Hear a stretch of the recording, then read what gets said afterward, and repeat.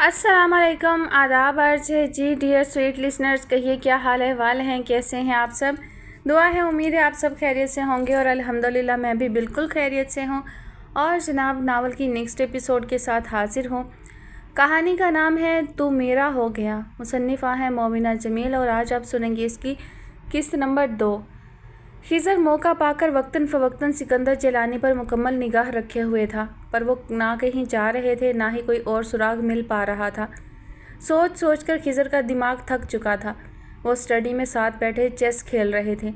माहौल हल्का फुल्का खुशगवार था। वो उसे अपने बड़े भाई यानी खिज़र के वालिद के किस्से सुना रहे थे कि वो कैसे दलेर इंसान थे। उन्होंने कैसे बड़े भाई की तरह हमेशा उनका साथ निभाया, ख्याल रखा। वो दोनों एक दूसरे से कितनी मोहब्बत, कितना उन्स रखते थे। एक दूसरे के सिवा दोनों भाइयों का कभी कोई दोस्त नहीं रहा था। वो दोनों ही क्रिकेट के शौकीन, वो दोनों ही घुड़सवारी करते और फिर चेस की आदत भी साथ खेलने से लगी थी। ज़िंदगी अगर मौका देती तो मैं अपनी तकदीर को उसके नसीब से बदल देता। आखिर में वो अफसरदा हुए। ऐसे मत सोचें बाबा जान, आपका साया हमेशा मुझ पर सलामत रहे। डैड की कार्बन कॉपी मैं होना, मुझसे काम चलेगा। उसने फिर से माहौल की कुशीदगी को कम करना चाहा। जीते रहो मेरे शेर, बेटे हो तुम, बिल्कुल बोलते हो तो लगता है हयात बोल रहा है। दुनिया से जाते जाते तुम्हें अपनी अमानत के तौर पर वो मुझे सौंप गया था। उसकी अमानत मेरी ज़िंदगी कब बन गई पता ही नहीं चला।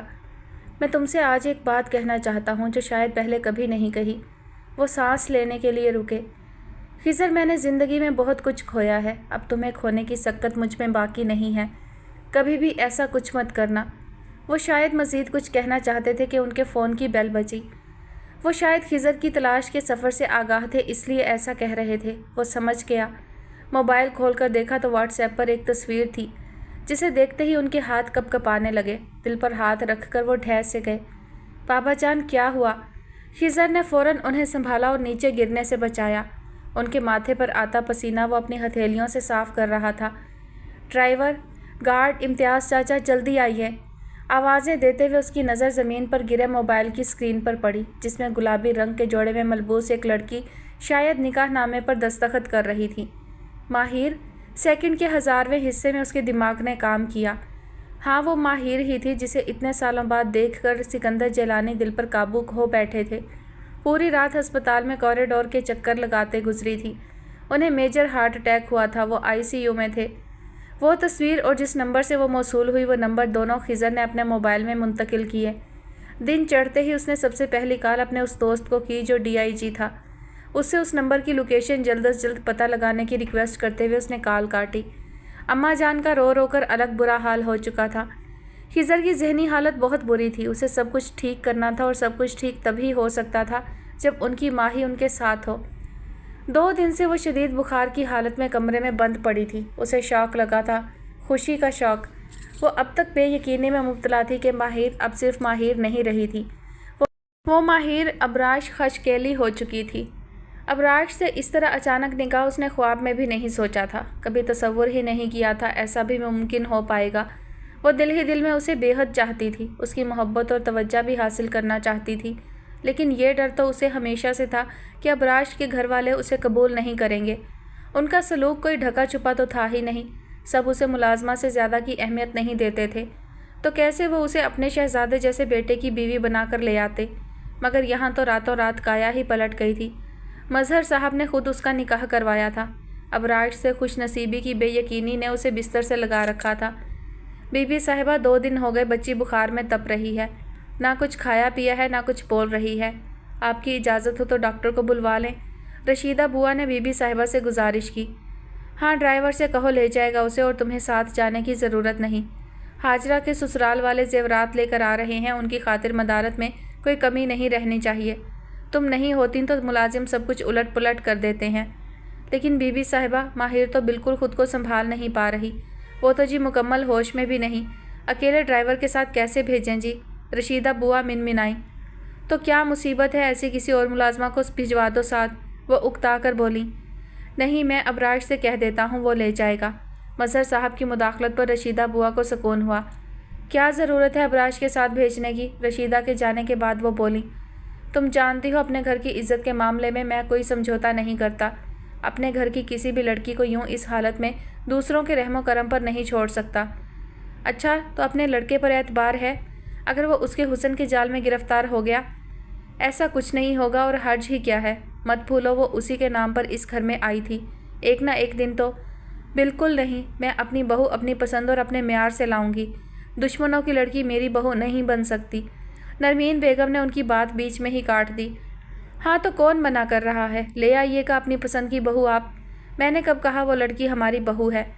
ہاں لیکن کیونکہ وہ ہمارے بیٹے کے نام ہے اس لیے یہ بات مت بھولیے گا، اس کی عزت کی حفاظت ہماری ذمہ داری ہے۔ اب وہ کیا کہتی کہ بے شک وہ بیٹے کے نام پر ہے، پر وہ بیٹے کو اس کے حسن کے جال سے بچا کر رکھنا چاہتی ہیں، سو خاموش ہو رہی۔ بابا جانی کے کہنے پر ہی وہ اس کے کمرے میں آیا تھا۔ اس کی حالت سچ میں تشویشناک تھی۔ اس نے ماتھے کو چھوا تو وہ جل رہا تھا، گویا سچ میں معاملہ بگڑا ہوا تھا۔ اس نے ملازمہ سے کچھ ضرورت کی چیزیں پیک کروائیں، ساتھ لے جانے کے لیے ماہر کو ہاتھ سے پکڑ کر اس نے بٹھایا۔ اس کا جسم بالکل بے جان سا لگ رہا تھا۔ ماہر، ماہر، وہ اس کے گال تھپ تھپاتے ہوئے اسے پکار رہا تھا۔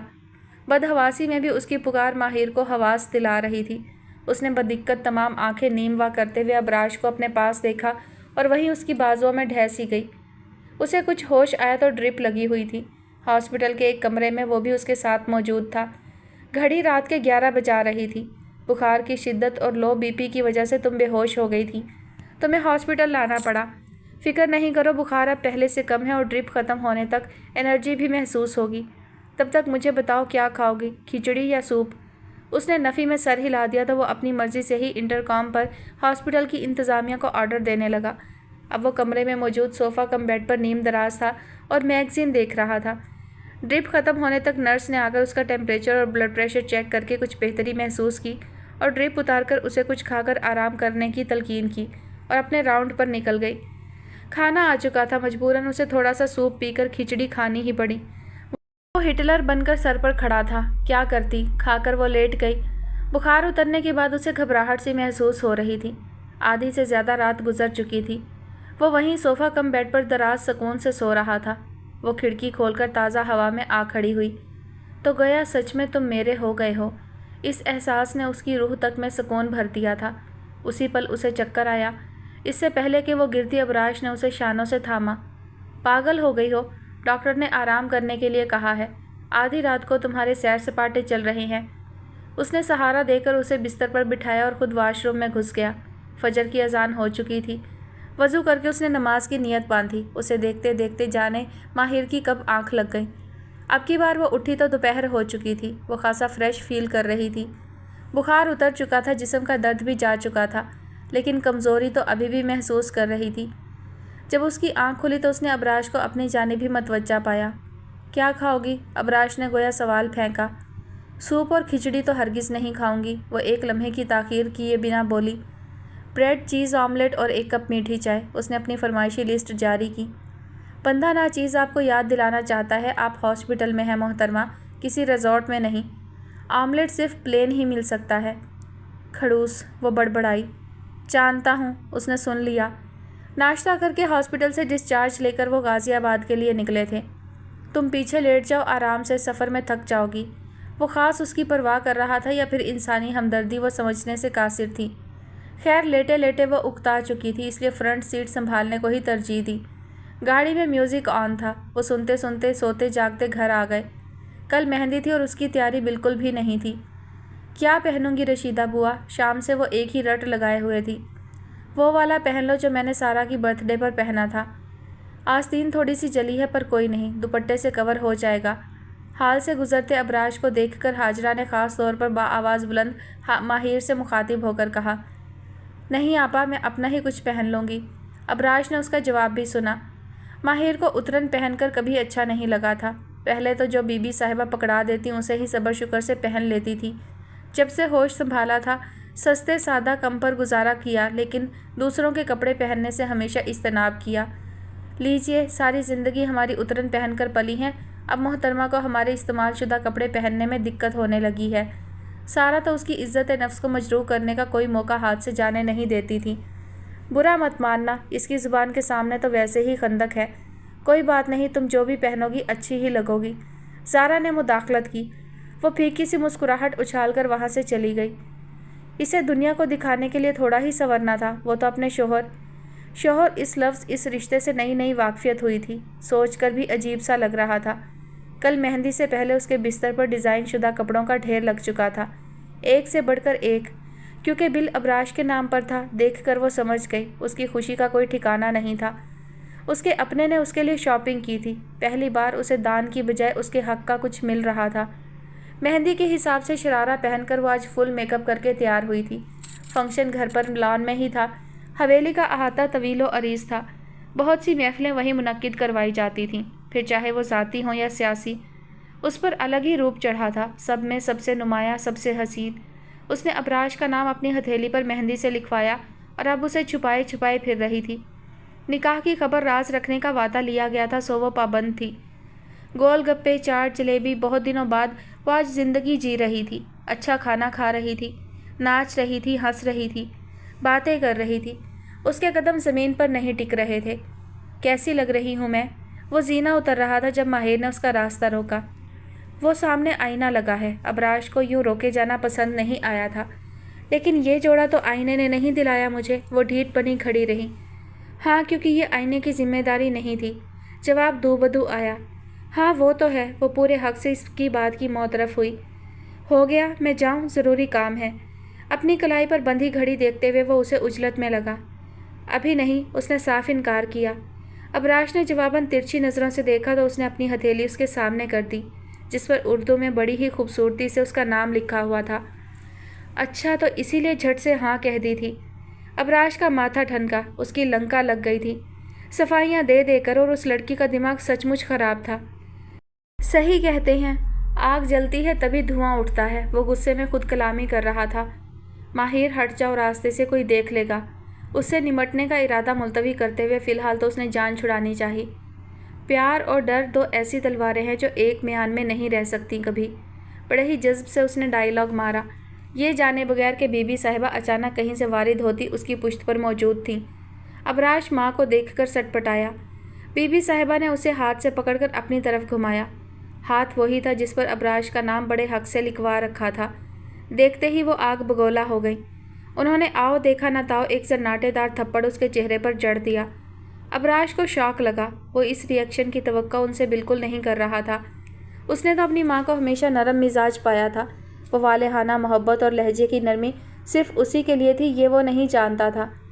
माहिर की आंखें आंसुओं से लबालब भर गईं। वहाँ से जाने से पहले उसने एक शाकी निगाह अबराश पर डाली और तकरीबन भागती हुई अपने कमरे में चली गई। बीबी जान, ये क्या किया आपने? अबराश को माँ का रवैया ठीक नहीं लगा। वो जो कर रही थी वो मज़ीद तप गई। वो हमेशा से बेवकूफ़ियाँ करती है, लेकिन कुछ भी हो जाए बीबी जान, आपको उस पर हाथ नहीं उठाना चाहिए था। ये बहुत गलत है। मुझे आपसे ये उम्मीद नहीं थी। अबराश का अंदाज़ इंतहाई दो टोक था। कहकर वो मज़ीद कुछ सुनने के लिए रुका भी नहीं। बीबी साहिबा को बेटे का खिलाफ जाना बिल्कुल भी अच्छा नहीं लगा था। वह उसके लिए कोई मुस्तकिल फ़ैसला लेने के बारे में सोचने लगी। वो अपने कमरे में पड़ी एक बार फिर से आंसू बहा रही थी। वो जब उसका हो चुका था, फिर उस पर हक जताना तो जायज़ बात थी ना। बीबी साहिबा का रवैया उसे दुख दे रहा था, लेकिन वो तो नहीं जानती, ये बात तो अब तक राज ही है। उनका नाराज़ होना भी गलत नहीं, उसने खुद को खुद तसल्ली दी। लेकिन उनकी आंखों में नाराज़गी के बजाय उसके लिए इंतहाई नफ़रत भरी हुई थी। वो चाहकर भी इस बात को झुठला नहीं सकती थी। वो उसके बाद कमरे से बाहर ही नहीं निकली। बाहर गाने बज रहे थे, डांस चल रहा था, सब खूब इंजॉय कर रहे थे। उसने अपने कमरे की खिड़की से झांक कर देखा। अबराश भी वहीं एक कोने में टिका हुआ था। सब अपने में मगन थे। क्या कोई भी नहीं था जिसे उसकी कमी महसूस हो रही हो? ऐसे सवाल कई बार उसके दिमाग में आते जाते रहते थे। अबराश की नज़र खिड़की से झांकती दो आंखों पर पड़ी। वो अच्छी तरह जानता था ये माहिर ही हो सकती है। माहिर ने पर्दा गिरा दिया और वापस बेड पर आकर बैठ गई। कैसे बेहिस इंसान से मोहब्बत हो गई, जिसे मेरे होने ना होने से कोई फ़र्क ही नहीं पड़ता। वो बड़बड़ा कर रह गई। अगले दिन बारात थी। वो हाजरा के साथ पार्लर गई थी, मगर उसके कहने पर भी बिल्कुल ही तैयार नहीं हुई।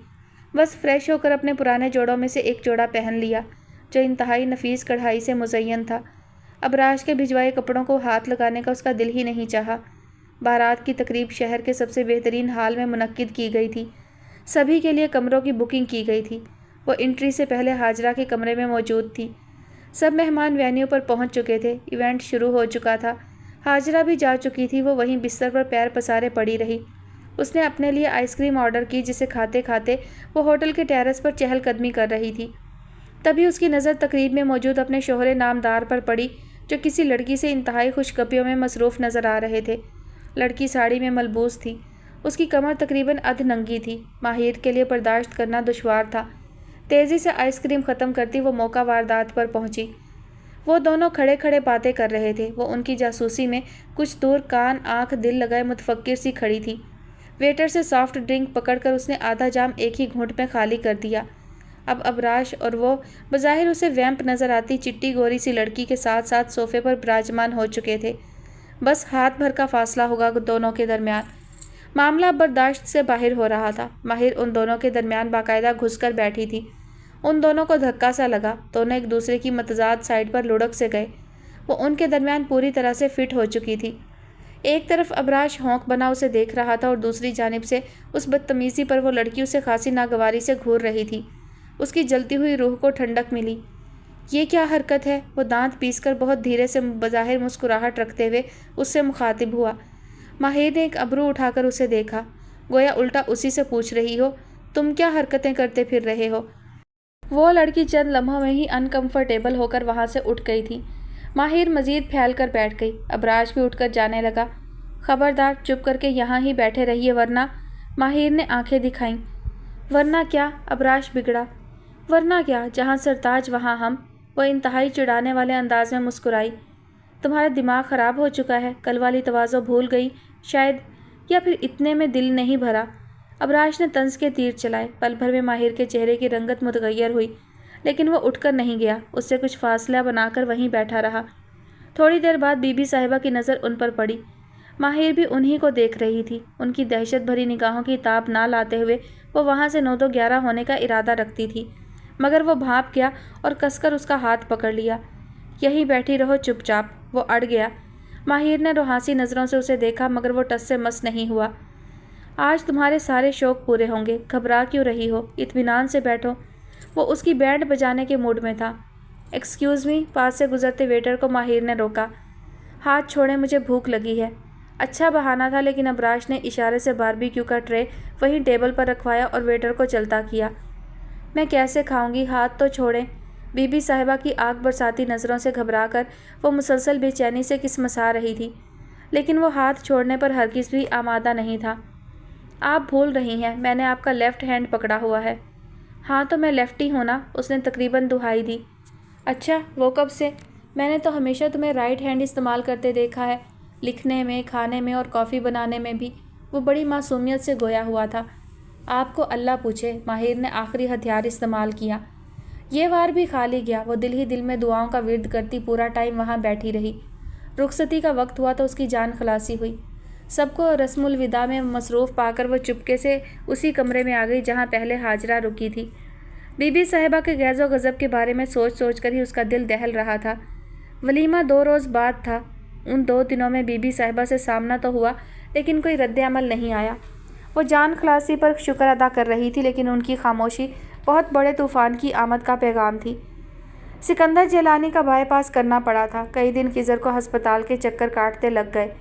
آفس سے غیر حاضری کا پریشر الگ، لیکن اب بابا جان کو گھر شفٹ کر دیا گیا تھا، مگر کئی ہدایات کے ہمراہ اماں جان کے ساتھ ساتھ وہ ان کا بھرپور خیال رکھنے کی کوشش کر رہا تھا۔ غازی آباد کا پتہ اسے مل چکا تھا، لیکن وہ بابا جان کو ایسی حالت میں چھوڑ کر نہیں جا سکتا تھا۔ ہسپتال کا ایک ایک دن اس نے گن کر گزارا تھا۔ ماہی کی تصویر ہر وقت اس کی نگاہوں کے سامنے رہتی تھی۔ اس کا معصوم چہرہ خضر کے ذہن میں چھپ چکا تھا۔ اسے ماہی واپس چاہیے تھی ہر صورت، بابا جان، اماں جان اور شاید خود اپنے لیے بھی۔ وہ انہیں میٹنگ کا بتا کر 2 دن کے لیے گھر سے نکل آیا تھا۔ کئی گھنٹوں کی ڈرائیو اس نے بنا رکے کی تھی۔ غازی آباد میں داخل ہوتے ہوئے اس کی دھڑکن بڑھ رہی تھی۔ تصویر سے خضر نے اس کا چہرہ کراپ کر کے سیو کر لیا تھا۔ کئی لوگوں سے پوچھنے کے بعد اسے معلوم ہوا وہ حویلی والوں کی لیپالک تھی۔ مظہر خاشقیلی کی حویلی سے تھوڑا دور گاڑی لگائے وہ اندر سے آنے والوں کی تاک جھانک میں مصروف تھا۔ دن ڈھل چکا تھا، حویلی کی سجاوٹ بتا رہی تھی خاص جشن تھا۔ وہ بھی یقیناً اندر موجود ہوگی۔ اس کا دل تیز تیز دھڑکا۔ کتنے دنوں سے وہ اس کی تلاش میں نڈھال تھا۔ اس اذیت سے اب اسے چھٹکارا چاہیے تھا۔ ہر ممکن کیٹرنگ سروسز والوں سے مدد طلب کرکے بہانے سے وہ ان کے حلیے میں حویلی کے اندر داخل ہونے میں کامیاب ہو گیا۔ پہلی بار رش میں موجود سادہ سی سیاہ رنگ کی سلک کی ساڑی میں ملبوس کھلے بالوں کو سنبھالتی وہ اسے ابراج خشکیلی کے ساتھ کچھ بات کرتے دکھائی دی۔ اسے پہلی بار اپنی نظروں کے سامنے دیکھ کر پل بھر کو خضر کا دل دھڑکنا بھول گیا۔ ماہی اس کے سامنے تھی، یقین کرنے میں چند لمحے گزرے۔ مظہر صاحب اپنی اہلیہ کے ہمراہ اسٹیج پر موجود تھے اور بی بی صاحبہ نے بڑے ہی جوش و خروش سے بیٹے کی منگنی کا اعلان کیا۔ ابراج اور ماہر کے لیے یہ بات بہت بڑا شوق تھی۔ ماہر کھلے منہ سے ابراج کو دیکھنے لگی۔ وہ جواباً نفی میں سر ہلا رہا تھا۔ اسے تو اس بات کی بھنک بھی نہیں تھی۔ لیکن بابا جان، ابراج نے کچھ کہنے کے لیے لب وا کیے۔ تمہاری والدہ بالکل ٹھیک کہہ رہی ہیں، زنجبیل سے اچھی لڑکی تمہارے لیے ہو ہی نہیں سکتی۔ ابراج نے زنجبیل کی طرف ایک نگاہ ڈالی۔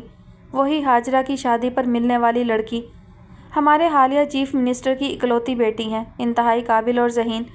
ساتھ ہی مظہر صاحب نے زنجبیل صدیقی کے تعارف سے حاضرین کو آگاہ کیا۔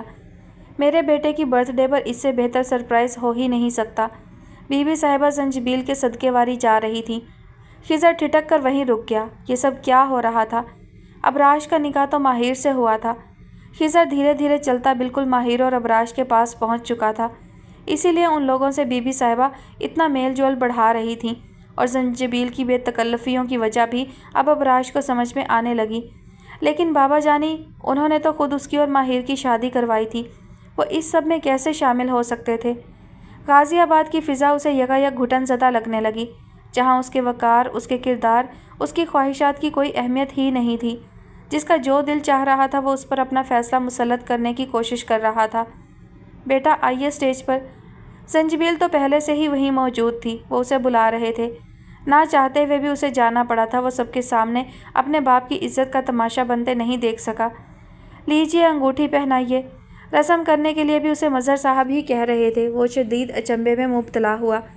کہاں تو وہ کل تک اس کے سامنے ماہر کی عزت اور خوشیوں کی دہائیاں دے کر اس کو ماہر سے شادی کرنے کے لیے مجبور کر رہے تھے، یہاں تک کہ اس کی کسی بات کا اعتبار نہیں کیا تھا۔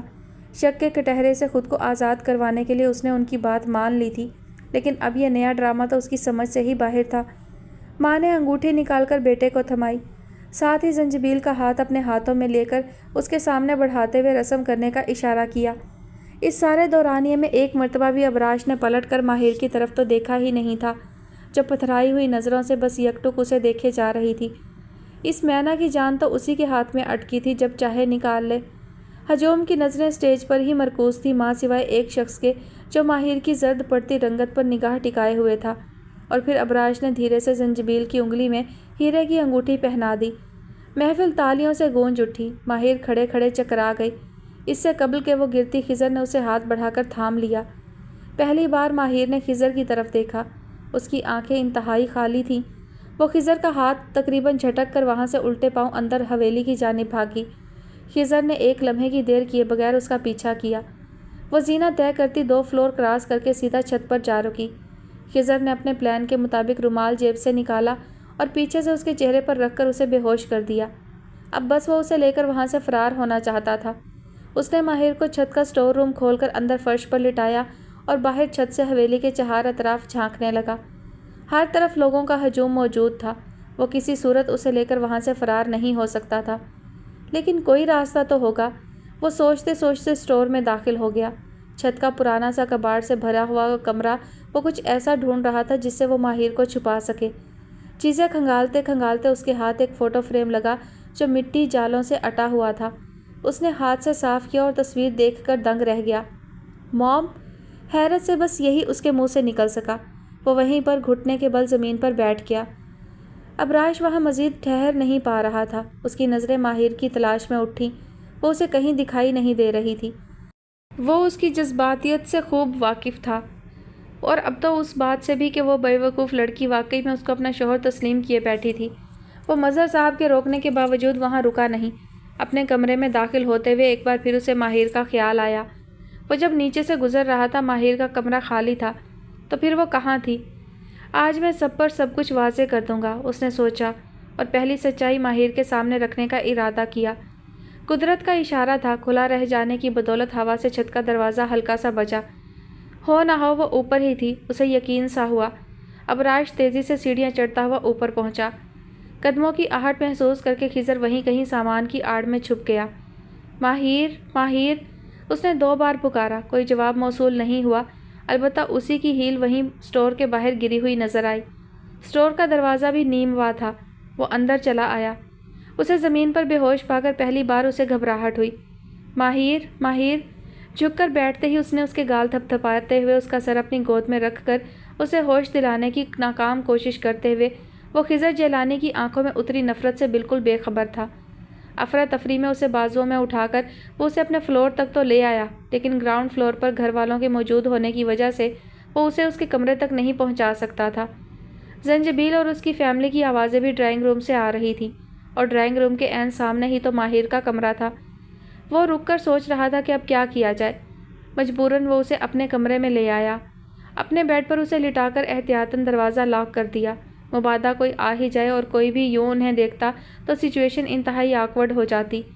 वो पहले ही अपनी नाकर्दा गलतियों की सज़ा भुगत रहा था। एक और इल्ज़ाम खुद पर लेने का उसका कोई इरादा नहीं था। उसने पानी के चंद छींटे माहिर के चेहरे पर मारते हुए उसके हाथों और फिर पैरों के तलवे मसलने शुरू किए। माहिर, माहिर, वो वक्तन फ़वक्तन उसका चेहरा भी थपथपा रहा था। माहिर को धीरे धीरे होश आ रहा था। वो वहीं बेड के पास स्टूल घसीटकर बैठ गया। वो उसके हाथ दबा रहा था। माहिर की आंखें खुली तो मंजर इंतहाई ख्वाबनाक दिखा, लेकिन सच्चाई के झटके ने उसे फ़ौरन याद दिलाया कि सब कुछ धोखा है। वो उठकर बैठ गई।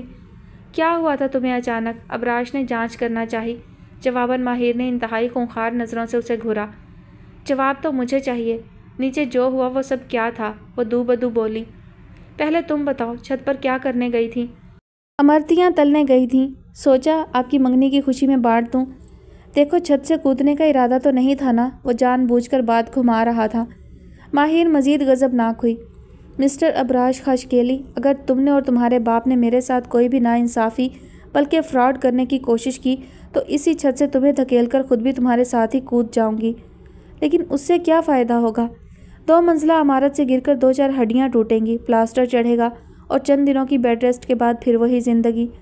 माहिर को लगा वो उसका मजाक उड़ा रहा है। आप किसी और से मंगनी कैसे कर सकते हैं? बिल्कुल वैसे जैसे तुमसे निकाह किया था। उस शख्स की हठधर्मी देखकर माहिर को मज़ीद धक्का सा लगा। वो बिस्तर से उतरी और नंगे पाँव ही दरवाजे की जानिब बढ़ी। जब वो उसके जज्बात समझ ही नहीं रहा था तो क्या कहती। वो उसके रास्ते में दीवार बनकर इस्तादा हो गया। माहिर ने आगे बढ़कर हाथ से दरवाजे का लॉक खोलना चाहा, लेकिन अबराश ने उसके दोनों हाथ अपने हाथों में मजबूती से जकड़ लिए। तुम नीचे नहीं जा सकती, उसने गोया हुक्म सादिर किया। लेकिन क्यों? क्योंकि मुझे कुछ ज़रूरी बात तुमसे कहनी है। वो सीरियस हुआ। लेकिन मुझे आपकी किसी भी बात में कोई इंटरेस्ट नहीं, इसलिए मेरा हाथ छोड़ें, उसने ज़िद की। नहीं छोड़ सकता। वो इत्मीनान से दरवाजे से पुश्त टिकाए उसके सामने दीवारें चीन बना खड़ा रहा। आपको कोई हक़ नहीं है मुझे यहाँ ज़बरदस्ती रोकने का। ये गलत है, वो तकरीबन फुनकारी। गलत सही तो मुझे समझाना ही मत, और मेरे हक़ मुझे याद मत दिलाओ, तुम्हारे लिए मुश्किल हो जाएगी। अबराश ने उसकी आंखों में देखा। लेकिन तुम तो हमेशा से यही चाहती हो कि मैं हक़ जताऊं, इसलिए तुम्हें तो यकीनन अच्छा ही लगेगा। उसकी ज़ुबानी बात पर माहिर का गुस्सा 7वें आसमान को छूने लगा। उसने मुट्ठी भींचकर घूंसा उसके सीने में जड़ दिया। वार शदीद था। आह, वो ज़बरदस्ती कराहा। तुम इतनी ख़तरनाक भी हो सकती हो, तुम्हें देखकर कभी लगा नहीं। अबराश ने हैरानी का इजहार किया। और आप इतनी घटिया सोच रखते हैं, ये मैंने नहीं सोचा था। उससे हाथ छुड़वाकर वो वापस बेड पर आकर बैठ गई। गालिबन हार मान ली गई थी। ऐसा क्या गलत कह दिया मैंने? तुम ही मेरा नाम हाथ पर छपवाए हुए घूम रही थी। क्या मैं गलत कह रहा हूँ? वो उसे मज़ीद चिढ़ाने के लिए बोला। मुझे अपने कमरे में जाना है, उसने दोबारा से कहा। नीचे मेहमान हैं, किसी ने देख लिया फजूल में बात बढ़ जाएगी। अब की बार उसने आराम से समझाना चाहा। ओह अच्छा, तो यूँ कहिए ना, नीचे आपके नए नकोर ससुरालियाँ मौजूद हैं, उनके सामने आपकी असलियत खुल जाएगी। कैसे दोगले और मक्कार लोग हैं आप। शट अप माहिर, मेरा दिमाग ख़राब मत करो। और जो आपने मेरी ज़िंदगी ख़राब करने का प्लान बनाया उसका क्या? वो चुप होती भी तो कैसे। उसके सीने में आग जल रही थी। मैंने ऐसा कुछ भी नहीं किया। तुम चाहती तो इनकार कर सकती थी। मैंने तुम्हें मजबूर नहीं किया था, तुम्हारा अपना फ़ैसला था। अबराश ने सारे मामले में ख़ुद को बरीउज़िम्मा करार देने की कोशिश की। क्यों? मैं क्यों इनकार करती? मैं तो मोहब्बत करती थी ना आपसे। कब से? हमेशा से, वो रवानी में कह गई। अच्छा, तभी बाबा जानी के सामने इंतहाई फरमाबरदार होने का ड्रामा रचाया। मैं सोच ही रहा था, बिना चूं चुना किए तुम पहली मर्तबा किसी बात पर इतनी आसानी से कैसे राज़ी हो गई। इतनी भोली तो तुम कभी नहीं थी। अबराज को अब उल्टा उस पर गुस्सा आने लगा। तो आपके मुंह में भी ज़ुबान थी, कबूल है, आपने भी कहा था। उस वक्त इनकार कर देते, इतनी ही दिक्कत थी। मैंने कौन सा घुटनों पर बैठकर आपको प्रपोज़ कर दिया था। वो सारा ड्रामा आपने रचाया था, मैंने नहीं। वो तड़पी। मोहतरमा, ख्वाब देखने के लिए सोना ज़रूरी है और मेरे ख्याल से तुम बकायमी होशो हवास हो। खेल तो मेरे साथ हुआ है, वो भी तुम्हारी वजह से। अगर उस रात रोड पर नाटक नहीं करती और इतनी रात को बाबा जानी हमें उस हुलिये में नहीं देखते तो ऐसी नौबत ही नहीं आती। जज्बाती होकर अबराज ने वो बात कह दी जहाँ से सारा किस्सा शुरू हुआ था। साथ ही उसे पछतावा हुआ, ये बात करने की नहीं थी। वो दिल ही दिल में शर्मिंदा हुआ, लेकिन माहिर सख्ते में आ चुकी थी। वो क्या समझ रही थी और हकीकत क्या निकली। जिसको बाप की जगह समझकर उसने अपना मुहाफिज तस्लीम कर रखा था, वही शख्स उसके किरदार पर इतना घिनौना इल्ज़ाम, और उसे इल्म भी नहीं था। वो समझ रही थी अबराज का नाम देकर उसे इज्जत और तहफ़्फ़ुज़ दिया गया था, लेकिन यहाँ तो एक बाप ने अपने ही बेटे पर शक किया और फिर एक लड़की को खिलौना समझकर उससे खेल खेलने का लाइसेंस भी दिला दिया।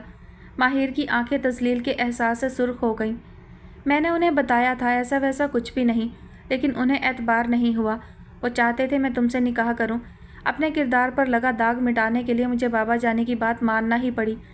वो हारे हुए लहजे में उसे तल्ख़ हक़ाइक़ बता रहा था। ओह, तो जनाब को भी महज अपनी इज़्ज़त और वक़ार साबित करने की फ़िक्र थी। वो इतना खुदगर्ज़ हो सकता है, माहिर ने कभी सोचा ही नहीं था।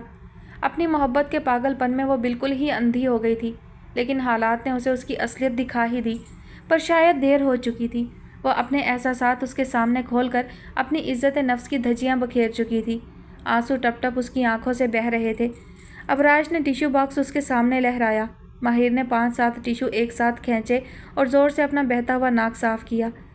अब अगर इस वक्त नीचे जाकर खुद पर लगे इल्ज़ामात को मज़ीद हवा देना चाहती हो तो मैं नहीं रोक रहा। मैं मेहमानों को सी ऑफ करने जा रहा हूँ। चाहो तो सबके सामने नीचे आ जाना या फिर दरवाज़ा अंदर से लॉक कर लेना। मेरे पास चाबी है। फ़ैसला उस पर छोड़कर वो कमरे से जा चुका था। माहिर को वाज़े अपनी हैसियत उसकी नज़रों में दिखाई दे गई थी। वो शदीद अज़ियत का शिकार हुई। मेहमानों को अलविदा करके वो वापस आया तो वो लाइट्स ऑफ किए उसके बेड पर आराम से सोती हुई पाई गई। वो बिना कुछ कहे बाथरूम में घुस गया। फ्रेश होकर नाइट वेयर पहनकर वो बाहर निकला। घर में मुकम्मल सन्नाटा छा चुका था। यकीनन सब थककर अपने अपने कमरों में आराम फरमा रहे थे। माहिर, उसने दोबारा उसे आवाज़ दी। सोते हुए को जगाया जा सकता है, लेकिन जागते हुए को कौन जगाए। अब एक और सीन क्रिएट मत करो, अपने कमरे में जाओ प्लीज़, उसने गुजारिश की। माहिर खामोशी से उठी। उसकी तरफ एक निगाह डाले बगैर उसने पहले से खुले हुए दरवाजे को मज़ीद खोला और अभी कदम बाहर रंजा फरमाए ही थे कि सामने ज़ारा के कमरे से बरामद होती नरमीन बेगम को देखकर उसका सांस हलक में ही अटक गया। वो उसे रात के इस पहर बेटे के कमरे से निकलता देख रही थी। ये बात उनके लिए हरगिज़ भी काबिल कबूल नहीं थी। वो आंखों में अंगारे भरे उसकी जानिब बढ़ रही थी। माहिर उल्टे कदमों वापस अबराज के कमरे में दाखिल हुई। वो जो उसके जाने पर सुख का सांस लेने ही वाला था चौंक गया। क्या हुआ? अबराज के सवाल पर भी वो साकत खड़ी थी, मानो सांप सूंघ गया हो। सदमे से उसकी ज़ुबान गंग हो चुकी थी। बीबी साहिबा अंदर दाखिल हुई। कमरे में अंधेरा था। उन्होंने आगे बढ़कर लाइट्स ऑन की। कमरा रोशनी में नहा गया। उनका शक दुरुस्त साबित हुआ। अबराज कमरे में ही मौजूद था। चंद लम्हे लगे उन्हें शॉक से बाहर निकलने में। वो माहिर की जानिब बढ़ी पर इससे कबल के वो उस तक पहुंच पाती, अबराज ने माहिर को हाथ से पकड़कर अपनी पुश्त की आड़ में कर लिया। बीबी जान प्लीज़। उनका अपना बेटा उन्हीं के मुकाबिल खड़ा था। रात के अंधेरे में किए जाने वाले काले करतूत छुपते नहीं हैं। मैंने ऐसा कुछ नहीं किया। मैं अपनी मर्ज़ी से यहाँ नहीं आई थी, वो पूरे एतमाद से बोली। एक तो चोरी, ऊपर से सीना जोरी। नरमीन के गज़ब का आलम नहीं था। बीबी जान वो ठीक कह रही है, उसका कोई कसूर नहीं। अबराज को उसकी हमायत में बोलना ही पड़ा। आधी रात को ये सबकी आंखों में धूल झोंक कर तुम्हारे कमरे में चली आती है और तुम कह रहे हो इसका कोई कसूर नहीं। वो मानना ही नहीं चाहती थी। बीबी जान, इसे मैं यहाँ लेकर आया था। बिलाखिर कोई चारा ना पाकर अबराज बोल पड़ा। मैं तुम दोनों को बचपन से जानती हूँ। मैंने तुम दोनों को पाला है और अच्छे से जानती हूँ कौन क्या कर सकता है। उन्होंने एक बार फिर अबराज की बात रद्द कर दी। यही तो मसला है आप लोगों का। आपने हमें पाला ज़रूर है, लेकिन समझा कभी नहीं। आप लोग बचपन से जानते ज़रूर हैं, लेकिन आप में से कोई भी पहचानता नहीं। थक गया हूँ मैं अपने किरदार को साबित करते करते। अरे ये लड़की कुछ नहीं लगती आपकी, मान लिया, लेकिन मैं तो आप ही का बेटा हूँ। अपने खून पर भरोसा किया होता, लेकिन नहीं, बराबर मेरे कपड़ों पर कीचड़ उछाला जा रहा है। उसके सब्र का पैमाना लबरेज हुआ तो वो फट ही पड़ा। कुछ भी था, लेकिन उसका सहारा इस वक्त माहिर के लिए किसी नेमत से कम नहीं था। अबराज, तुम मुझे गलत ठहरा रहे हो, अपनी माँ को, जबकि आधी रात को ये लड़की तुम्हारे साथ रंगे हाथों पकड़ी गई है। तुम्हारे किरदार पर सवाल उठाने का जवाब तो यही है। इससे क्यों नहीं पूछते ये किस मकसद से यहाँ आई? यकीनन इसका मकसद यूं ही तुम्हें फंसाकर बदनाम करने का होगा, ताकि ये तुम्हें हासिल कर सके। इसकी नज़र तुम पर हमेशा से है। मैं अंधी नहीं, दिखाई देता है मुझे कैसे ये हमेशा तुम्हारे आसपास मंडलाती रहती है। प्लीज़ बीबी साहिबा, ऐसे अल्फाज इस्तेमाल मत करें जिन पर बाद में आपको पछताना पड़े। ये सब आपके जहन का खलफिशार है। इसे ऐसे किसी भी मकसद से मेरे कमरे में आने की कोई ज़रूरत नहीं। तुम इस लड़की के हुस्न और ज़ाहिरी मासूमियत पर मत जाओ। इसने तुम्हें अंधा कर दिया है। इसकी साजिश तुम देख ही नहीं पा रहे। वो गुस्से में सुर्ख हो रही थी। इसकी जुर्रत भी कैसे हुई तुम्हारे कमरे में दाखिल होने की, वो भी रात के इस पहर। या फिर शह देने में तुमने भी कोई कसर नहीं छोड़ी। अबराज के चेहरे पर भी ख़ास किस्म की सख्ती दर आई थी। मैंने किसी को कोई शह हरगिज़ नहीं दी। मैं ये इल्ज़ामात की बौछाड़ा बिल्कुल बर्दाश्त नहीं करूँगा। मेरे लिहाज को मेरी कमज़ोरी समझकर आप लोगों ने हथियार की तरह मेरे खिलाफ़ इस्तेमाल करना शुरू कर दिया है। आपको सच जानना है तो जाइए बाबा जानी से सवाल कीजिए। उन्हीं के कहने पर मैंने माहिर को पूरी इज़्ज़त और एहतराम से जायज़ हक़ दिया है। वो मेरे कमरे में क्यों है, इस सवाल का जवाब आपके शोहर आपको मुझसे बेहतर तरीके से दे सकते हैं। अबराज की बर्दाश्त की हद अब जवाब दे रही थी। लेकिन मुझे जवाब तुमसे चाहिए। क्यों है ये लड़की यहाँ? क्या हक़ है इसका तुम पर? बीबी साहिबा का दिल डूबा। कहीं वो ये बात तो नहीं जान गया कि वो उसी के नाम पर इस हवेली में लाई गई थी। आपकी इस क्यों का बखूबी जवाब है मेरे पास। मेरी बीवी है ये, इसलिए मेरे कमरे में ये कब आई, क्यों आई, किस लिए आई, इस किस्म का कोई भी सवाल इस घर का कोई भी फ़र्द इससे नहीं कर सकता। आप भी नहीं बीबी जान। अपने आखिरी अल्फाज पर उसने ज़ोर देते हुए कहा। नरमीन बेगम को लगा छत उनके सर पर आ गिरी हो। वो चकराकर सोफ़े पर ढह गईं। बीबी जान क्या हुआ? वो फ़ौरन उनकी तरफ बढ़ा, मगर उन्होंने हाथ के इशारे से रोक दिया। वो हाई ब्लड प्रेशर की मरीज़ा थीं। माहिर ने पानी का ग्लास उठाकर फ़ौरन आगे बढ़कर उन्हें पिलाना चाहा। शदीद गुस्से से पानी का भरा ग्लास उससे लेकर उसके मुंह पर उछाल दिया, और बस इतना ही नहीं, ग्लास उसके पैरों में बड़ी कुव्वत से फेंका था। उनका दिल चाह रहा था वो उसका कत्ल ही कर डालें। ग्लास टूटकर किरचियाँ बिखर गईं और कई टुकड़े माहिर के पाँव में पेवस्त होकर उसको लहू लहान कर गए। अबराज को माँ का ये रूप देखकर सदमा लगा था। वो दंग रह गया। माहिर की आंखों में दर्द और बेइज्जती के एहसास से मोटे मोटे आंसू भर गए। वो सोफ़े से उठी और कहर बरसाती नज़रें उस पर डालकर कमरे से बाहर चली गईं। वो उनकी मौजूदगी में ही माहिर की जानिब बढ़कर उसके पाँव का जायज़ा ले रहा था।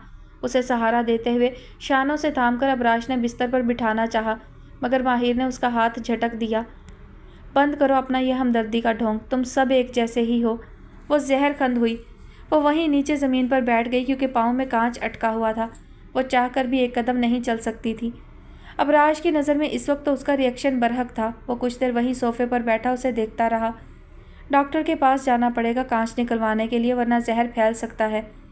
आपका क्या जाता है? अच्छा है जान खलासी पर जश्न मनाइएगा। वो आग बगोला थी। तुम आसानी से मेरी बात नहीं मानोगी ना कभी भी। वो कहते हुए उठा और ज़बरदस्ती उसे बाहों में भरकर उठा लिया। एहतियात से जीना अबूर किया और उसे बाहर लाकर अपनी गाड़ी में बिठाया। खुद ड्राइविंग सीट संभाली। गाड़ी हॉस्पिटल के रास्ते पर गामजन थी। माहिर की मध्यम मध्यम सिसकारियाँ उसे सुनाई दे रही थी। लाहौर पहुँचते पहुँचते दिन का उजाला फैल चुका था। सर्जिकल इमरजेंसी में डॉक्टर्स ड्यूटी पर हमा वक्त मौजूद रहते थे। उसके पाँव की कंडीशन खासी नाजुक थी। ऑपरेट करके तमाम किरचियाँ निकाली गई थीं और फिर पट्टी करके कुछ ज़रूरी हदायत देकर मेडिसिन लिखी और शाम तक डिस्चार्ज कर दिया। मगर वो माहिर को लेकर घर जाने की बजाय शहर के सबसे लग्जरी रिजॉर्ट में चला आया। घर ना जाने का इरादा किस लिए था, माहिर ने बिल्कुल भी नहीं पूछा। वैसे भी कौन ही उस घर में उसका मुंतज़िर था। सब तो उसके दुश्मन बने बैठे थे। सो हवेली से जितनी दूर रहती उतना ही बेहतर था।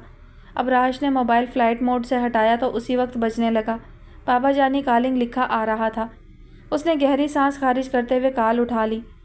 बेटा, कल रात से तुम कहाँ गायब हो? जानते हो यहाँ हम सब कितने परेशान हैं। ना कुछ बता कर गए और फ़ोन भी बंद आ रहा था। مظہر صاحب انتہائی فکر مندی سے بولے، میرا نہیں خیال کل جو کچھ بھی ہوا اس کے بعد بھی میرا کچھ بتانا باقی رہ گیا ہے، اور آپ لوگ تو میری زندگی کے بڑے بڑے فیصلے کرتے ہوئے مجھے بتانے کی بھی ضرورت محسوس نہیں کرتے۔ میں تو صرف ایمرجنسی میں اپنی بیوی کو ہسپتال لے آیا تھا۔ ابراش کا لہجہ خشک تھا۔ کیا ہوا ماہر کو؟ جواباً سوال ہوا۔ وہ آپ بی بی جان سے پوچھیے گا، آپ کے فیصلے کی سزا وہ اسے کیوں دے رہی ہیں؟ اس نے تو وہی کیا جو آپ نے کرنے کے لیے کہا تھا، اور میں نے بھی صرف وہی کیا جو آپ نے کرنے کے لیے کہا تھا، پھر چاہے وہ سنگین الزام کے بدلے ماہر سے نکاح ہو یا پھر اچانک مسلط کی گئی زنجبیل سے منگنی۔ اتنا کہہ کر اس نے کال کاٹ دی۔ ماہر دوائیوں کے زیر اثر سو رہی تھی۔ وہ بھی کل سے بے آرام تھا۔ اس کے برابر ہی بیڈ پر اوندھے منہ لیٹا اور فوراً ہی اس کی آنکھ لگ گئی۔ مظہر صاحب زوجہ کا کارنامہ جان کر خاصے خفا ہوئے۔ مجھے سمجھ نہیں آتا آپ کو مسئلہ کیا ہے؟ وہ لڑکی جس دن سے اس گھر میں آئی تھی یہ بات اسی دن طے ہو گئی تھی کہ مناسب وقت آنے پر وہ ہمارے بیٹے کی منکوحہ بنے گی۔ پھر یہ سب کرنے کی ضرورت تھی آپ کو؟ ضرورت آپ کو نہیں تھی مظہر صاحب گڑے مردے اکھاڑنے کی۔ وہ بات پرانی ہو چکی تھی۔ میں اس لڑکی کو کبھی بھی اپنی بہو تسلیم نہیں کر سکتی۔ بے وقوفی کی باتیں مت کریں۔ میں نے اس کے باپ کو جو زبان دی تھی اسے پورا کرنے کا مطالبہ کر رہا تھا۔ بصورت دیگر کچھ بھی ہو سکتا تھا۔ گڑے مردے اکھاڑے نہ جائیں اسی لیے تو میں نے خود ان کا نکاح کروایا، اور ان دونوں کو خبر بھی نہیں لگنے دی کہ اس کے پیچھے جواز کیا ہے۔ میں اپنے بیٹے کو اچھی طرح جانتا ہوں، وہ کوئی غیر اخلاقی حرکت نہیں کر سکتا۔ اور رہی بات اس لڑکی کی، وہ میری بیٹیوں کے ساتھ پلی بڑی ہے اور میرا نہیں خیال کبھی اس میں کوئی عیب ہو سکتا ہے۔ اتنی پہچان تو کر ہی سکتا ہوں۔ آپ کی تو عادت ہے رائی کا پہاڑ بنا دیتی ہیں۔ اگر ان کا کوئی رشتہ ہو بھی آپس میں اس سے فرق کیا ہی پڑ جاتا ہے؟ آپ کو کون کہہ رہا ہے اسے بہو تسلیم کرنے کے لیے؟ وہ ایک باندی سے زیادہ حیثیت نہیں رکھتی ہمارے لیے۔ ہماری بہو زنجبیل ہی بنے گی، اور اگر ابراش تھوڑا بہت متوجہ ہے بھی اس کی جانب تو زنجبیل کے اس گھر میں آنے سے خود بخود سب ٹھیک ہو جائے گا۔ میرا بیٹا میرے حکم کے خلاف نہیں جا سکتا، اور اس کا یہ مطلب نہیں کہ اب ہم دن رات اس کی ذاتیات میں ہمہ وقت مداخلت کرتے رہیں۔ اس لیے میں آپ کو آخری مرتبہ سمجھا رہا ہوں، آپ کو اسے بہو تسلیم کرنے کی ہرگز ضرورت نہیں، لیکن وہ آپ کے بیٹے کی منکوحہ ہے، اور اس حیثیت سے وہ آپ کے بیٹے کی زندگی میں ہمیشہ موجود رہے گی۔ وہ اسے جیسے رکھنا چاہے رکھ سکتا ہے۔ وہ ابراش کی مرضی پر منحصر ہے۔ آپ ان دونوں کے درمیان بالکل بھی نہیں آئیں گی۔ آپ بس ابراش کی شادی کی تیاری کریں، بات کریں زنجبیل کے گھر والوں سے، شادی جلد از جلد ہوگی۔ یہ کہہ کر وہ رکے نہیں تھے، کمرے سے باہر نکل گئے۔ بی بی صاحبہ دل ہی دل میں بے چوتاب کھا کر رہ گئیں۔ خیر، بے نام دلہن بن کر وہ کیا ہی مقام حاصل کر لے گی اس گھر میں، انہوں نے سوچا۔ کسی نہ کسی طرح خضر حویلی سے نکلنے میں اس روز کامیاب تو ہو گیا تھا، لیکن ساتھ ہی اسے اس بات کا اندازہ بھی بخوبی ہو چکا تھا۔ وہ کسی بھی طرح اپنے ساتھ ماہر کو زبردستی حویلی سے نکال کر نہیں لا سکتا تھا۔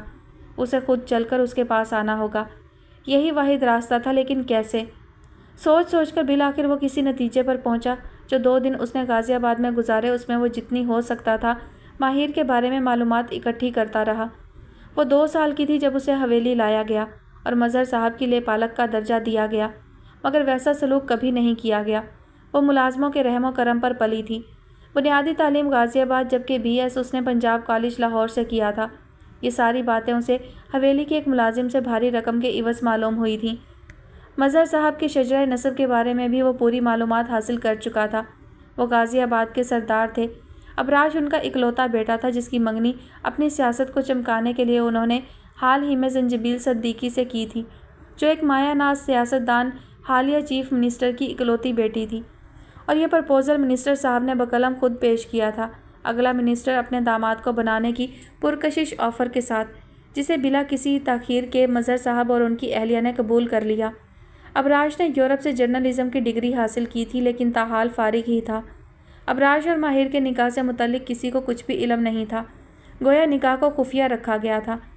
مظہر صاحب کی 3 بیٹیاں تھیں۔ بڑی بیٹی ہاجرہ کی شادی لاہور کے بہت بڑے بزنس مین سے ہو چکی تھی۔ دوسری بیٹی زارا PhD کر رہی تھی، اور سب سے چھوٹی والی سارا گریجویشن کے بعد تعلیم چھوڑ چکی تھی، جبکہ ماہر کو تو مزید پڑھنے کی اجازت ہی نہیں ملی تھی۔ خود خضر نے پہلے CSS کر رکھا تھا، مگر پھر نوکری میں خاص دل نہیں لگا تو اپنا خاندانی امپورٹ ایکسپورٹ کا بزنس سنبھال لیا۔ مظہر صاحب ضلع کے سب سے بڑے جاگیردار شمار کیے جاتے تھے۔ اس کے علاوہ لاہور میں ان کی کاٹن فیکٹریز بھی موجود تھیں۔ بنیادی تمام تر معلومات وہ حاصل کر چکا تھا۔ اسٹور روم سے ملی ہوئی اپنی ماں کی تصویر وہ ساتھ ہی لے آیا۔ ملازم کو دکھاتے ہوئے اس نے پوچھا تو پتہ چلا تصویر میں موجود مظہر صاحب کے ساتھ وہ لڑکی ان کی اکلوتی چھوٹی بہن تھی جسے ماں باپ کے گزر جانے کے بعد انہوں نے انتہائی شفقت سے پالا تھا۔ جس دن مظہر صاحب اس کی شادی نرمین بیگم کے بھائی سے کرنے جا رہے تھے جو رتبے، مقام اور حیثیت میں ان کے بالکل برابر تھا، اسی دن کرنٹ لگنے سے ان کی بہن کا انتقال ہو گیا تھا۔ چہرہ بری طرح جل جانے کی بدولت کسی کو دکھایا نہیں گیا اور بہت ایمرجنسی میں تدفین کر دی گئی۔ معاملہ خضر کی سوچ سے بڑھ کر پیچیدہ نکلا۔ وہ سچائی کے بہت قریب پہنچ چکا تھا، لیکن اس کے اگلے سوالوں کے جواب صرف ایک ہی شخص کے پاس تھے۔ اس نے دوبارہ آنے کا وعدہ کرتے ہوئے غازی آباد سے رخصت لی۔ گھر پر سب راہ دیکھ رہے تھے۔ سب سے پہلے وہ بابا جان سے ملا تھا۔ گھنٹوں ان کے پاس بیٹھا، وہ ان سے باتیں کرتا، ان کا دل بہلاتا رہا۔ اٹھ کر جاتے وقت اس نے ان کا ہاتھ اپنے ہاتھوں میں لے کر ان کی ہتھیلی پر بوسہ دیا اور انہیں اپنا خیال رکھنے کی ہدایت کرتے ہوئے وہ اپنے کمرے میں آ گیا۔ تھکاوٹ سے اس کا جسم ٹوٹ رہا تھا، لیکن دماغ میں اٹھتے سوالات اسے سونے کہاں دے رہے تھے۔ اس نے ماں باپ کے کمرے میں جا کر ان کی شادی کا البم ڈھونڈنا شروع کیا۔ ان کا کمرہ آج بھی جوں کا توں تھا۔ ان دونوں کی کوئی بھی چیز وہاں سے ہلائی نہیں گئی تھی، حتیٰ کہ اس کمرے کی صفائی بھی ہمیشہ وہ اپنی نگرانی میں کرواتا اور چابی بھی ہمیشہ اسی کے پاس رہتی تھی۔ ڈھونڈتے ہوئے الماری میں سے اسے بلاکر وہ شاہکار مل ہی گیا جس کی اسے تلاش تھی۔ اس نے ماں کے بستر پر بیٹھ کر البم کھولا۔ تصویریں دیکھتے دیکھتے کب اس کی آنکھ لگ گئی اسے احساس نہیں ہوا۔ صبح کے 9 بجے اس کی آنکھ کھلی۔ چائے کا کپ لیے وہ لان میں اماں جان کے پاس ان کے قدموں میں بیٹھ گیا۔ وہ مسکرا کر اسے دیکھنے لگیں۔ بہت دنوں بعد انہیں یوں ساتھ وقت گزارنے کا موقع مل رہا تھا۔ آج اماں جان کی فرمائش پر بنا کوئی بھی نخرے کیے وہ سر پر تیل کی مالش کروانے کو بھی تیار ہو گیا۔ اماں جان کو اس کے سر میں اپنے ہاتھوں سے تیل لگا کر مالش کرتے ہوئے انتہائی سکون ملتا تھا۔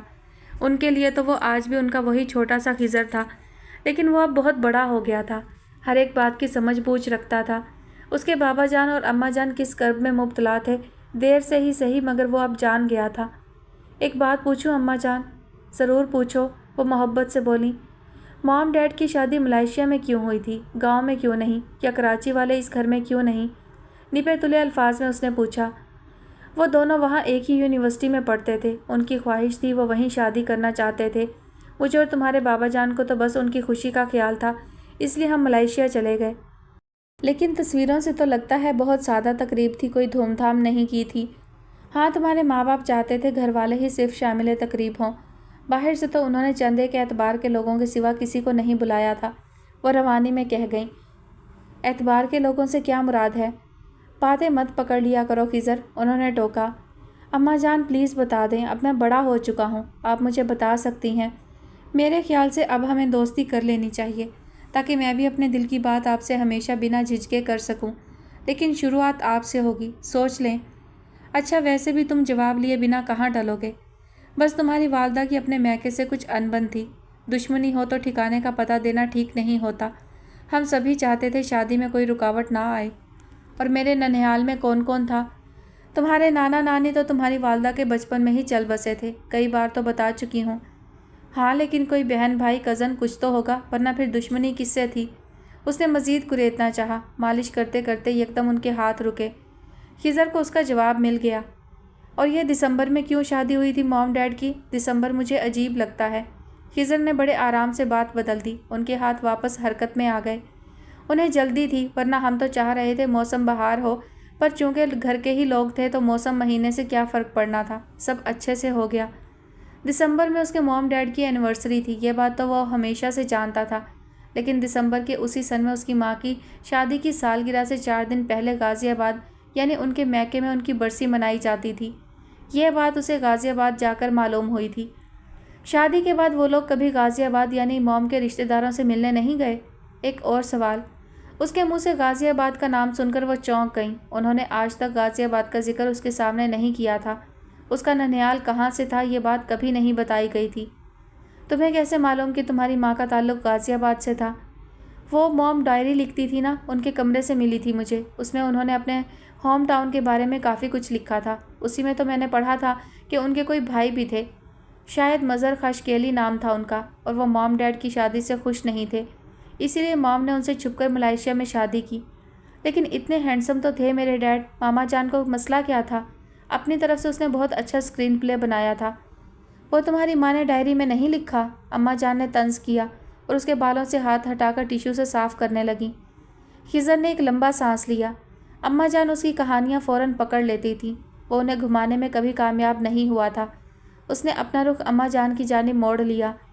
अब इतना सब कुछ जान गया हूँ तो ये भी बता ही दें, खिज़र ने साफ साफ पूछा। उनके ख़ानदान में पसंद की शादी ममनू थी। वो चाहकर भी अपने भाई से तुम्हारे वालिद के बारे में कोई बात नहीं कर सकी। उसे डर था कि वो लोग शायद तैश में आकर हयात को कुछ कर ना दें। बस यही बात थी। अम्मा जान ने किस्सा मुख्तसर करना चाहा। बस बात इतनी नहीं थी। मज़हर खाशकेली ने मॉम की शादी तय कर दी थी अपनी मर्ज़ी से, और शादी से एक दिन पहले मॉम घर छोड़कर खामोशी से चली गई मलाइशिया, जहाँ पर चाह कर भी मज़हर खाशकेली पहुँच नहीं पाए, और मॉम डैड ने शादी कर ली। मजबूरन मज़हर खाशकेली को बहन की शादी के रोज़ उसकी मौत का ड्रामा रचाकर उसकी झूठी कब्र बनाकर तदफीन का नाटक करना पड़ा। इज़्ज़त बच गई, मगर अंदर छुपी मर्दाना गैरत ने उन्हें नफ़रत में अंधा कर दिया, और वो बदला लेना चाहते थे अपनी बहन और बहनोई दोनों से, लेकिन वो कभी उनके हाथ नहीं लगे। मलाइशिया से जब बाबा लौट कर आए तो वो कैंसर की आखिरी स्टेज पर थे। मज़हर खाशकेली तक खबर पहुंचने से पहले पहले मॉम और डैड दोनों ही इस दुनिया में नहीं रहे। यूँ बदला लेकर सुकून हासिल करने का उनका ये आखिरी मौका भी निकल गया। वो किसी CID ऑफिसर की तरह कड़ी से कड़ी मिलाता जा रहा था, और कहानी का रुख बिल्कुल ठीक चल रहा था। फिर बदला लेने के लिए उन्होंने हमारे घर की लड़की का इंतखाब किया। हमारी इज्जत पर वार करके हमें बराबर की तकलीफ़ महसूस करवाना चाहिए।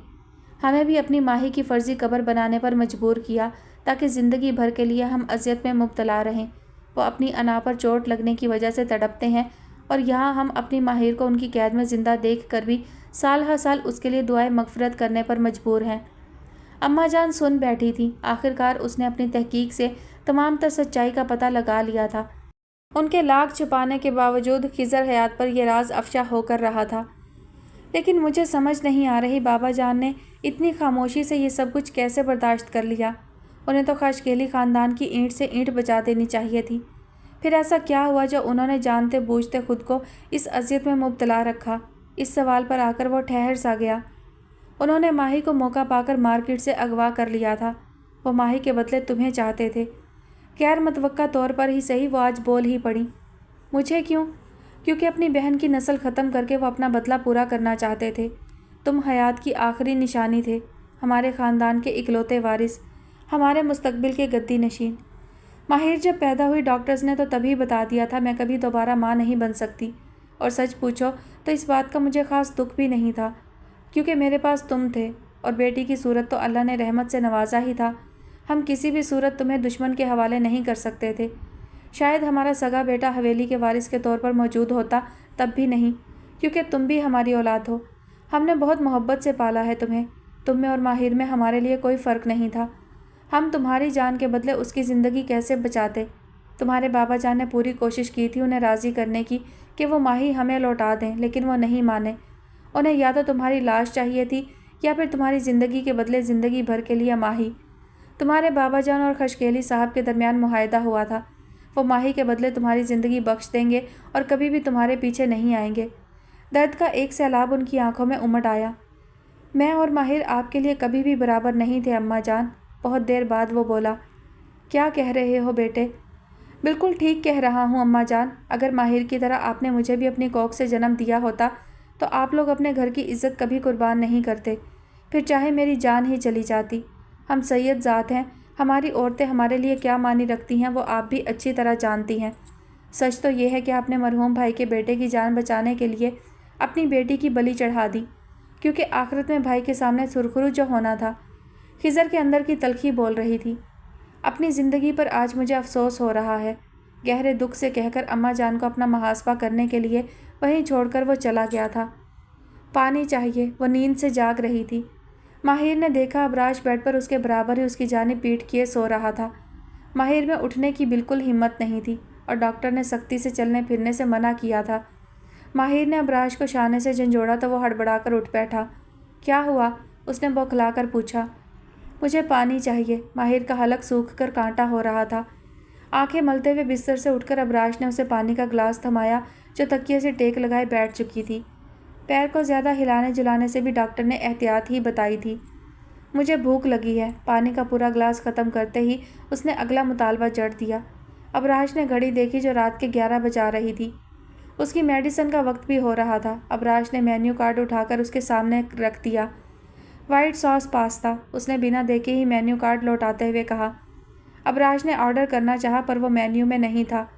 वो उठा और खामोशी से बाहर निकल गया। चाहता तो किसी और रेस्टोरेंट से भी ऑर्डर कर सकता था, मगर उसकी बीमारी का ख्याल करते हुए उसने खुद बनाने को तरजीह दी। करीबी सुपरमार्केट से ज़रूरत की चीज़ें खरीदी और किचन में शेफ़ के साथ मिलकर खुद माहिर के लिए पास्ता बनाया। उसे लगा इतनी तकलीफ़ के बाद वो इतना तो डिज़र्व करती ही थी। काफ़ी देर बाद वो वापस आया था। बिना कोई सवाल जवाब किए वो अपना पास्ता नोश फरमाने लगी। कैसा बना है? अबराज ने पूछा। बहुत बुरा, खाते खाते उसने रुककर जवाब दिया। शाबाश, यानी अच्छा बना है, वो मुस्कुरा दिया। सियाने कहते थे मार्स में जियो, जुपिटर में जियो या फिर इस दुनिया में, पर खुशफहमी में कभी मत जियो, माहिर ने तंज़ किया। वो उसके हाथ का जायका खूब पहचानती थी और उसके जाने के बाद मेन्यू कार्ड भी पढ़ लिया था। सारी अकड़ तो बस उसे दिखाने के लिए थी। अच्छा, तुम्हारे ये जो सोशल मीडिया के सियाने हैं वो ये नहीं कहते फजूल गोई से परहेज़ करना चाहिए? दवाई साइड टेबल पर रखिए, चुपचाप खाओ और सो जाओ। ज़िंदगी रही तो बाकी महाज दिन पर उठा रखो। ये कहते हुए आराम से उसने बिस्तर संभाला और अगले चंद ही मिनटों में वो दोबारा से नींद की वादियों में उतर चुका था। खाना खाकर पाँव में दर्द महसूस हुआ तो मजबूरन मेडिसिन भी खानी ही पड़ी। पेन किलर्स में नींद थी, जल्द ही वो भी सो गई। मज़हर साहब के यकीन दिलाने और बारहा इसरार पर वो माहिर को घर वापस लाने के लिए राज़ी हुआ। बेशक वो उसकी महबूबा नहीं थी और ख़ास दिल से वो उससे जुड़े रिश्ते को भी कबूल नहीं कर पा रहा था, लेकिन वो उस पर जुल्म होते हुए भी हरगिज़ नहीं देख सकता था। वो उसकी तज़लील भी बर्दाश्त नहीं कर पा रहा था। वो उसकी ज़िम्मेदारी थी, ऐसा उसे खुद ब खुद दिल से महसूस होता था। उस दिन से, जिस दिन से वो उसके निकाह में आई थी। रिश्ते में मोहब्बत थी या नहीं, लेकिन एहतराम ज़रूर था। वो उसे ख्वार होने के लिए बेयारो मददगार नहीं छोड़ सकता था। वो अब उसके लिए माहिर अबराज खशकेली थी, जिस पर उठती हर उंगली अबराज को खुद पर उठती महसूस होती थी। कोई माहिर को नीचा दिखाना चाहता था तो अबराज को लगता था उसकी बेइज्जती हो रही है। वो उस रिश्ते को मजाक तो कतई नहीं समझता था। अगर उसने अल्लाह और उसके रसूल के सामने कोई अहद लिया था तो निभाना उसका फ़र्ज़ था। माहिर पर कोई जुल्म ज़्यादती नहीं होने देगा, ये उसने ठान लिया था। इंसानियत दिखाने के साथ साथ उसे अल्लाह के हजूर भी जवाबदेह होना था। मज़हर साहब के बेहद ज़िद करने पर वो उसे लेकर घर आ गया और सबके सामने वो उसे अपने कमरे में ले आया। नरमीन बेगम मसलहतन खामोश रहीं। फरमाइए, उनके बुलाने पर शाम को वो उनके रूबरू पेश हुआ। उस दिन गुस्से में जो भी हुआ वो मैं उस पर शर्मिंदा हूँ, उन्होंने तमहीद बांधी। बहुत अच्छी बात है, वो सर्द महरी से बोला। मैं तुमसे उस रोज़ के रवैये के लिए माफ़ी मांगना चाह रही थी, वो मज़ीद बोली। अगर आपको माफ़ी मांगनी ही है तो आपको माहिर से माफ़ी मांगनी चाहिए, वो सीधे सीधे बोला। बेटा, तुम क्यों नहीं समझते वो लड़की हमारा मेयार नहीं हो सकती। बीबी जान, मैं कोई उसे अपनी मोहब्बत में ब्याह कर नहीं लाया। ये बाबा जानी का हुक्म था और मुझे कबूल करना पड़ा। लेकिन इसका हरगिज़ भी ये मतलब नहीं कि मैं उसके साथ हुए जुल्म और ज़्यादती का हिसाब नहीं लूँगा। वो मेरी ज़िम्मेदारी है और मुझे समझ नहीं आता। पहले आप लोग एक दिन अचानक उसे कहीं से उठाकर इस घर में लेकर आ जाते हैं, फिर उसे अपने बच्चों के साथ एक ही छत के नीचे सालों पालते हैं। फिर एक दिन बाबा जानी उसकी फ़िक्र में मुब्तला होकर अपने बेटे की रजामंदी की परवाह किए बगैर सारी दुनिया से छुपाकर उसका निकाह अपने इकलौते बेटे से कर देते हैं। दूसरी तरफ आप इसे बहू मानने से इनकार करती हैं, साथ ही इससे शदीद नफ़रत का भी इजहार करती हैं और फिर मुझे बिना बताए आप लोग मेरी मनकूहा के घर में मौजूद होते हुए एक बार फिर मुझसे पूछे बगैर किसी बिजनेस डील की तरह से एक ऐसी लड़की से मंगनी कर देते हैं जिसे मैं ठीक से जानता भी नहीं। अगर बाबा जाने को मेरी शादी कहीं और करनी थी तो फिर इन्होंने माहिर से मेरा रिश्ता क्यों जोड़ा, वो भी इस कदर खुफिया कि जगह जगह हमें अपने किरदार की गवाही देनी पड़े। मैं जब से पाकिस्तान आया हूँ आप लोग मुझे खिलौने की तरह इस्तेमाल कर रहे हैं। मैं एक जीता जागता इंसान हूँ, मेरी भी फीलिंग्स है, आपको ये बात समझनी होगी। गाज़ियाबाद की सरजमीन मुझ पर इतनी तंग कर दी है आप लोगों ने, यहाँ रहने का कोई जवाज़ ही नहीं मिल रहा। वो तो भरा पड़ा था। अबराज, कैसी बातें कर रहे हो? तुम हमारे इकलौते बेटे हो, हमारी ज़िंदगी, हमारा सरमाया हो। हम तुमसे बहुत प्यार करते हैं, तुमसे बहुत उम्मीदें हैं। इस लड़की को मैं अपनी बहू तस्लीम नहीं कर सकती और तुम्हारे बाबा ने उसके पल्लू से तुम्हें बांधते हुए मुझसे मशवरा करना ज़रूरी कब समझा था? बीबी जान, आपसे बस मैं ये चाहता हूँ कि आप अब मज़ीद कुछ ना करें, माहिर को कोई नुकसान ना पहुँचाएँ। आपका मेरे लिए ये करना ही बहुत काफ़ी होगा। उसने बाकायदा हाथ जोड़ दिए। तुम्हारे बाबा ने तुम्हारी शादी की तारीख मुकर्रर कर दी है। वो जाने लगा तो उन्होंने एक और बम उस पर फोड़ दिया। क्या? लेकिन वो कुछ कहते कहते चुप हो गया। क्यों, कैसे और कब, ये सवाल तुम अपने बाबा से करो, मैं कुछ नहीं जानती। मुझे एक बात मालूम है और वो ये कि मेरी बहू हर कीमत पर जंजीबील बननी चाहिए। وہ مزید کچھ بھی سننے کے لیے وہاں رکا نہیں۔ کمرے میں آیا تو رشیدہ بوا گرم پانی سے نہلانے میں مدد کر کے ماہر کے کپڑے وغیرہ بدلوا کر ہیئر ڈرائر سے اس کے بال سکھا رہی تھی۔ وہ بڑی نکھری اور تازہ دم لگ رہی تھی۔ ابراش نے بڑے غور سے دیکھا اسے اور بوا کو وہاں سے جانے کا اشارہ کیا اور خود ڈرائر سے اس کے بال سکھانے لگا۔ ایسے ہی تو حسین خواب دیکھتی تھی وہ، آئینے میں دیکھتے ہوئے ماہر نے سوچا، مگر اب خوشی نہیں ہو رہی تھی۔ میں اپنے کمرے میں بھی رہ سکتی ہوں۔ مشین بند ہوئی تو ماہر نے گفتگو کا آغاز کیا۔ جانتا ہوں میں، وہ سرسری سا کہہ کر پلٹ گیا۔ تو پھر؟ وہ مزید گویا ہوئی۔ پھر کیا؟ ابراش الٹا اسی سے سراپا سوال بنا۔ وہ خاموش ہو گئی۔ کوئی نہیں جانتا ہمارے نکاح کے بارے میں، رشیدہ بوا بھی نہیں۔ ایسی صورتحال میں کیا مجھے آپ کے کمرے میں رہنا زیب دیتا ہے؟ وہ کچھ دیر بعد بولی۔ ابراش اپنے ٹچ موبائل کی اسکرین پر تیزی سے انگلیاں چلانے میں مصروف تھا۔ اسے تذبذب میں مبتلا دیکھ کر رکا۔ فی الحال اللہ جانتا ہے، اسی پر شکر مناؤ اور فضول باتیں سوچنے سے پرہیز کرو۔ ویسے بھی دماغ کم ہے تمہارا۔ جانتا ہوں رشیدہ بوا تمہاری بہت قریبی ہیں، ان کے دل میں سوال اٹھ رہے ہوں گے، مگر مناسب وقت آنے پر سب کو سب کچھ معلوم ہو جائے گا۔ اور کب آئے گا وہ صحیح وقت؟ آپ کی اور زنجبیل کی شادی کے بعد، وہ تڑک کر بولی۔ اوہ، تو اسے پتہ چل چکا تھا۔ وہ کچھ بھی کہتا، ماہر یقین کرنے کے موڈ میں نہیں تھی۔ کیا میں تھوڑی دیر اس کمرے میں سکون سے رہ سکتا ہوں؟ وہ اکتا کر بولا۔ نہیں، وہ سکون اب آپ کو زنجبیل صدیقی کے آنے پر ہی محسوس ہوگا، میرے یہاں موجود ہوتے ہوئے تو یہ ممکن نہیں۔ آخر میں وہ دل ہی دل میں کلسی۔ میری زندگی برباد کر کے موصوف کو سکون چاہیے۔ مجھ سے زیادہ تو تم اسے یاد کرتی رہتی ہو۔ کیا سحر کر دیا ہے اس نے تم پر؟ وہ چھیڑ رہا تھا۔ آپ بھی یاد کر لیں موصوفہ کو، میں نے آپ کی یادوں پر پابندی تھوڑی لگا رکھی ہے۔ وہ جل بھن گئی۔ اچھا، تو کیا پابندی لگانا چاہ رہی ہو میری یادوں پر؟ پتہ نہیں، مگر ماہر سے ایسے سوال کرنے میں اب اسے مزہ آتا تھا۔ مائی فٹ، البتہ زبان بندی ہو جائے تو کمال ہوگا۔ وہ چڑھ کر تکیا میں منہ دیتی لیٹ گئی۔ ہر وقت بولنے والی اسے چپ رہنے کے لیے کہہ رہی تھی۔ ابراش زیر لب مسکرا دیا۔ وہ 3 دن سے باپ سے گفتگو کی کوشش میں لگا ہوا تھا۔ وہ ضرورت سے زیادہ مصروف تھے یا پھر اس سے کترا رہے تھے، سمجھنا مشکل تھا۔ آخرکار چوتھے دن کی شام کو وہ میسر آ ہی گئے اور طاق میں وہ دونوں پھر سے روبرو ہوئے۔ آپ نے میری شادی ماہر سے کیوں کروائی تھی؟ پہلا سوال۔ تم بخوبی جانتے ہو، انہوں نے ملبہ اسی پر گرایا۔ ٹھیک ہے، مان لیا، پھر اب زنجبیل سے میری شادی کرنے کا کیا مطلب ہے؟ سمجھو تو مطلب صاف ہے۔ وہ بڑی فرصت اور اطمینان میں تھے۔ سمجھائیے۔ وہ انتہائی حد تک سنجیدہ تھا۔ کیونکہ مجھے ایک با کردار لڑکی سے اپنا وارث چاہیے، بے حیائی قبول نہیں۔ بابا، آپ کو اندازہ ہے آپ میرے اور میری بیوی کے کردار پر کیچڑ اچھال رہے ہیں۔ ابراش کی غیرت پر چوٹ لگی۔ ٹھیک ہے، میں نے کہا تھا نکاح کر لو گے تو تمہاری بے گناہی پر اعتبار کر لوں گا، مگر اب دل میں وہم نے گھر کر لیا ہے تو کیا کروں؟ میں نے تمہارا اور ماہر کا نکاح کر کے تمہیں اجازت تو دی ہے، جیسے چاہو جیو اپنی زندگی، لیکن ہمارے بھی کچھ خاندانی تقاضے ہیں جن پر وہ لڑکی پوری نہیں اترتی۔ ایسی لڑکی کو تم بھی تو بیوی قبول کرنے کے لیے تیار نہیں تھے، ہم بہو کیسے تسلیم کر لیں؟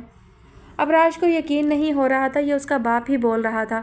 کل تک جسے بیٹی کہہ کر اس کے ساتھ نکاح کے بندھن میں باندھا، آج اسی لڑکی کے بارے میں ایسی گری ہوئی باتیں۔ آپ کو بہت بڑی غلط فہمی ہوئی ہے۔ میں اس لیے نکاح سے نہیں بھاگ رہا تھا کہ اس معصوم لڑکی میں کوئی عیب ہے، بلکہ ماہر تو بالکل کورے کاغذ جیسی ہے اور اس کے کردار کا مجھ سے بڑا کوئی گواہ کیسے ہو سکتا ہے؟ میں انکار کر رہا تھا کیونکہ میں نے اسے کبھی بھی اس طرح سوچا ہی نہیں تھا۔ اس کے اور میرے مزاج میں زمین آسمان کا فرق تھا۔ آپ کی بات مان کر اسے نکاح کرنا میری کمزوری بالکل بھی نہیں تھا، نہ ہی مجھے کسی قسم کا کوئی پرمٹ چاہیے تھا۔ وہ عزت اور احترام تھا آپ کے لیے۔ مجھے لگا آپ کو غلط فہمی ہو گئی ہے تو آپ کی بات مان کر اسے دور کر دیا جائے، لیکن معذرت چاہتا ہوں بابا جانی، وہ آپ کی غلط فہمی نہیں بلکہ سوچ تھی، تنگ نظری تھی جسے کبھی بدلا نہیں جا سکتا۔ یہ کہہ کر وہ جانے کے لیے اٹھ کھڑا ہوا۔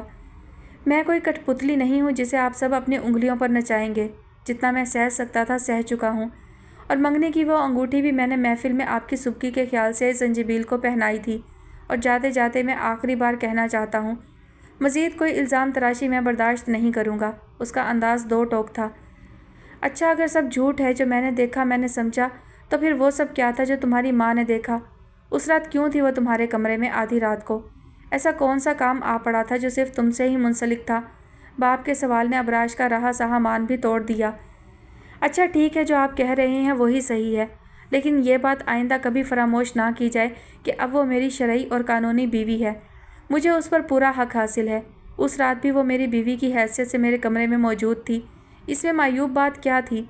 अब से हम पर उठाए जाने वाले किसी भी सवाल की जवाबदही का मैं पाबंद नहीं होऊंगा। आपको हमारे निकाह का ऐलान करना है कीजिए, नहीं करना मत कीजिए, लेकिन मेरी बीवी के किरदार पर इल्ज़ाम लगाने वाले किसी भी शख्स को मैं माफ़ नहीं करूँगा। ये अबराज खशकेली का वादा है आपसे। ये कहकर वो वहाँ रुका नहीं था।